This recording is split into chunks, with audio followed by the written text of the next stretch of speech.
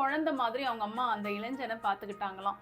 இதெல்லாம் இந்த 2 நண்பர்கள் தூங்காம அந்த வீட்டு ஜன்னல்ல நின்னு ராத்திரியில இருந்து பார்த்துக்கிட்டு இருந்தாங்களாம்.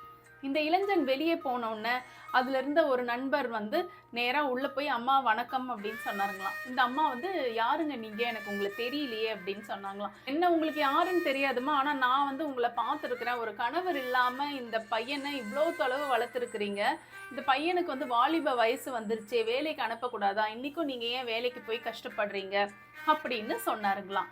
அதுக்கு இந்த அம்மா சொன்னாங்களாம், அவனா வேலைக்கெல்லாம் போக மாட்டான், நான் செல்லமா வளர்த்துட்டேன், அனுப்புறதுக்கு எனக்கே வருத்தமா இருக்கு, அப்படி பண்ணாதீங்கம்மா, அவனுக்கு கல்யாணம் பண்ற வயசு ஆயிடுச்சு, அவனுடைய மனைவி வந்து வீட்டுக்கு வரணும்னா இவன் வேலைக்கு போய் தான் ஆகணும் அப்படின்னு சொன்னாருங்களாம். சரின்ட்டு இந்த அம்மா என்ன பண்ணாங்களா, இப்ப நான் என்ன செய்யறது, நீங்களே எனக்கு வந்து சொல்லுங்க அப்படின்னு சொன்னோன்னே இவர் சொன்னாருங்களா, அவன் சாப்பிட்ற சாப்பாடுல நீங்க உப்பை வந்து போடவே போடாதீங்க இனிமேல். அந்த உப்பு கேட்டானா நீங்க சொல்லுங்க, உப்புக்கான பணத்தை நீ சம்பாதிச்சு எடுத்துட்டு வந்து உப்பு வாங்கிட்டு வந்து கொடு, நான் போடுறேன், ஏன்னா நீ பெரிய பையனாயிட்டேன்னு சொல்லுங்க அப்படின்னு சொன்னாங்களாம். அதே மாதிரி அந்த அம்மா அன்னைக்கு இரவு சாப்பாட்டுல உப்பு போடலையா, இதே மாதிரி நடந்துச்சுங்களாம். உடனே இந்த பையன் வந்து சாப்பிட்றத விட்டு எழுந்துட்டு வீட்டை விட்டு வெளியே வந்து திண்ணையில படுத்துக்கிட்டு யோசனை பண்ண ஆரம்பிச்சானா, எப்படி உப்பு வாங்குறது, உப்பு வாங்க எப்படி சம்பாதிக்கிறது, எங்க வேலைக்கு போறதுன்னு மன நிம்மதி இல்லாம குழப்பத்துல இருந்தானா.